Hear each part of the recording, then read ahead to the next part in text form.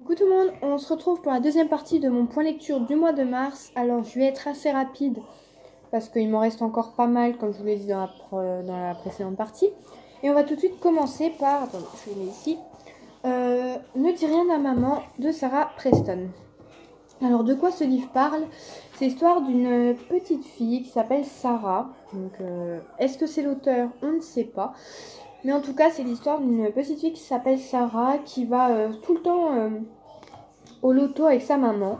Et un jour, sa maman, un ami à sa maman qui vient très souvent au loto avec elle, va demander si la petite Sarah pourrait venir avec lui pour l'aider à ranger sa maison. Et il va lui faire des choses que la petite fille n'aurait jamais dû connaître, surtout à 11 ans. Et pendant plusieurs années, toutes les semaines, il va faire ça et sa mère ne se doute de rien, trop occupée par le loto. La petite fille, elle ne dit rien car cet homme qui s'appelle Bill lui a dit « Ne dis rien, personne ne te croira, on ne croira jamais une fille de ton âge. » Voilà. Mais on pourrait penser que c'est ce qui est le plus terrible, mais le plus terrible c'est que son père va s'y mettre aussi.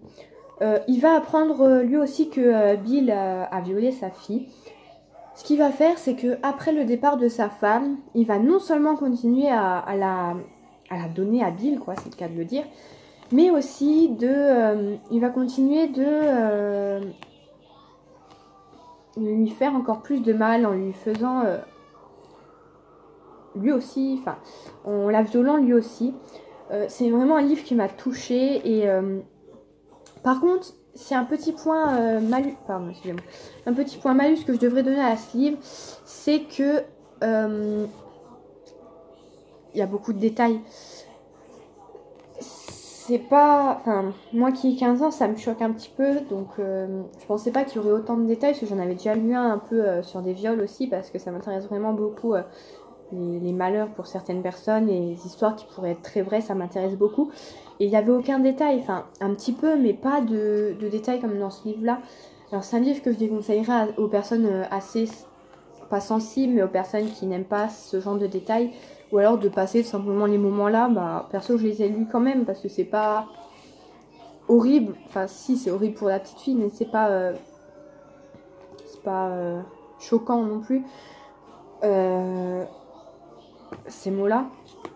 Mais personnellement, ça serait un point négatif que je donnerais à ce livre.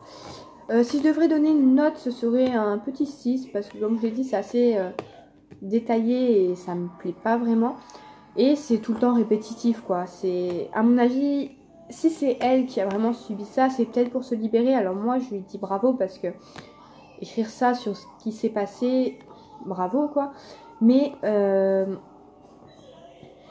voilà. C'est pas un livre que je recommanderais vraiment à lire, mais si ça vous tente, n'hésitez pas, il est pas nul, il est même, enfin de toute façon aucun livre est nul, hein. Ne le prenez pas mal. C'est pas un livre que je déconseillerais absolument, mais c'est pas un livre que je conseillerais non plus. Donc voilà, une petite note de 6, il a environ 186 pages. Voilà. Ensuite, j'ai lu pour le collège Antigone de Jean Anouilh, donc, qui est l'histoire d'Antigone, qui est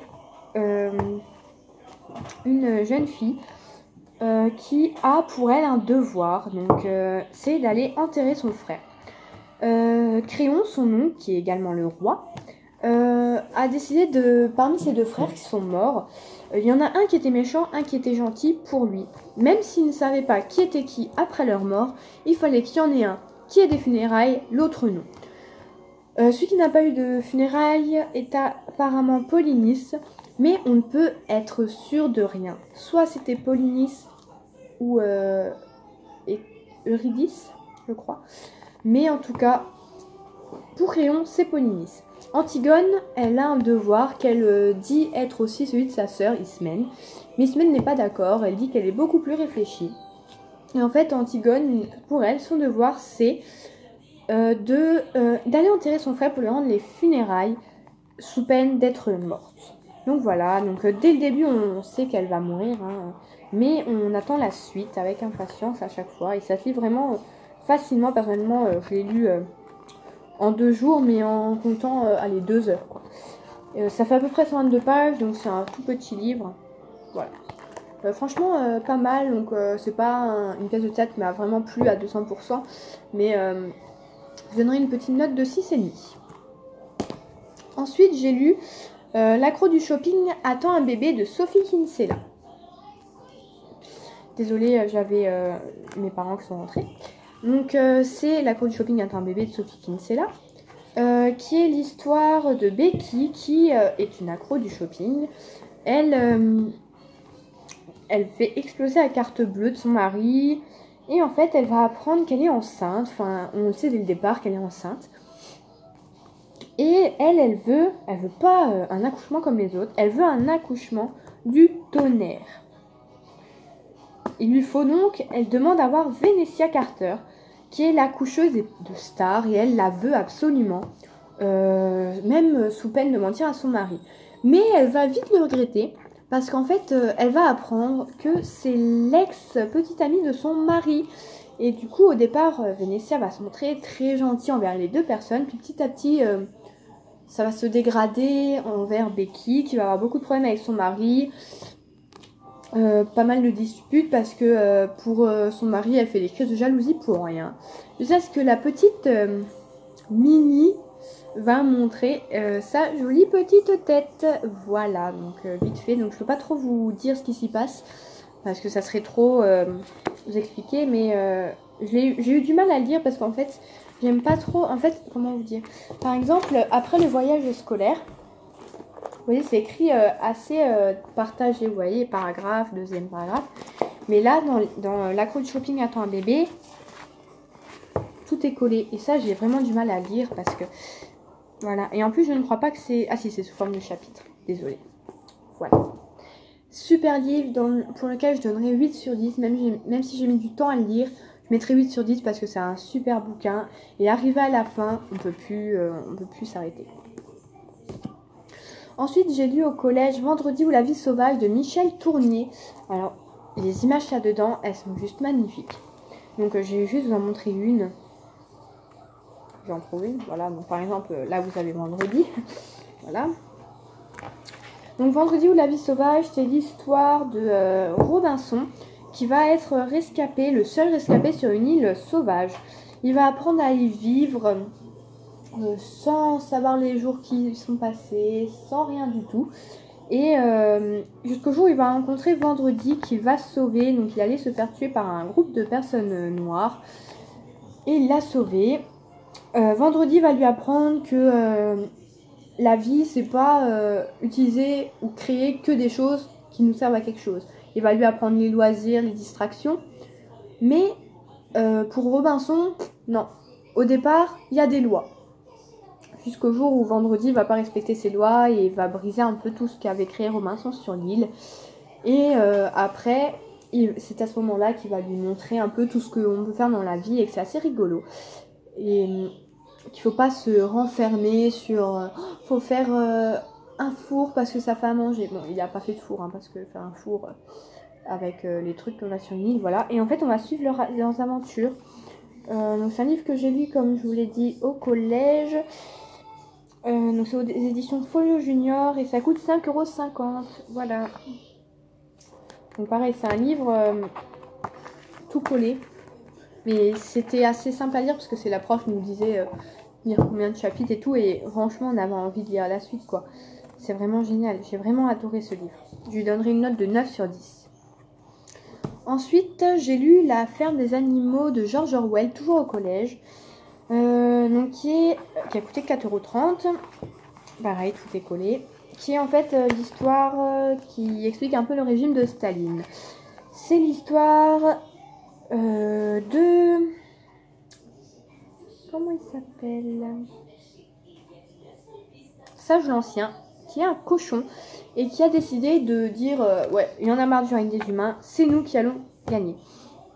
Jusqu'au jour où il est mort, il a réussi à virer les humains, donc je ne sais plus le nom de l'humain. Il s'appelle Monsieur Jones. Et en fait, il va y avoir une sorte de rivalité entre deux cochons, Napoléon et Boule de Neige. Et ils vont écrire, il va y avoir des lois qui vont être changées. Enfin, c'est un peu compliqué à vous expliquer, mais en fait, c'est un peu le régime de Staline. Donc, par exemple, là, c'est tous les animaux sont égaux, mais certains le sont plus que d'autres. Et en fait, il va y avoir à la fin, ils étaient censés ne plus avoir de relations avec les humains, ils vont entretenir des relations avec les humains. Mais en fait, quand ils vont essayer d'aller déchiffrer le peu d'animaux qui savent lire, ils vont aller essayer de déchiffrer ce qui est écrit dans les lois, ils vont rien voir d'anormal. Parce qu'ils ont un peu changé. Donc voilà, donc je peux pas trop vous en dire plus, je suis vraiment désolée, j'ai pas fait une très bonne description, donc c'est aux éditions Folio. Mais voilà, donc il y a à peu près 150 pages, donc c'est un petit livre. Je lui donnerai la note de 6 sur 10. C'est assez rigolo et l'image ici est très rigolote également. Voilà. Désolée pour ma tête, hein, je ne vous montre pas parce que je suis très fatiguée en ce moment. Voilà. Ensuite, j'ai lu le livre. Est-ce que je fais une partie 3 ? Je me demandais si je devais faire une partie 3. Bon, écoutez, on va terminer avec ce livre-là. Il en restera 2, quoi. Allez, je vais faire une partie 3. Donc, il me reste Le Roi se meurt, Maman doit abandonner et Lycée Out. Je suis désolée, mais j'ai vraiment lu beaucoup durant le mois de mars. Et je tiens quand même à vous faire des descriptions assez détaillées des livres, tout ça. Mais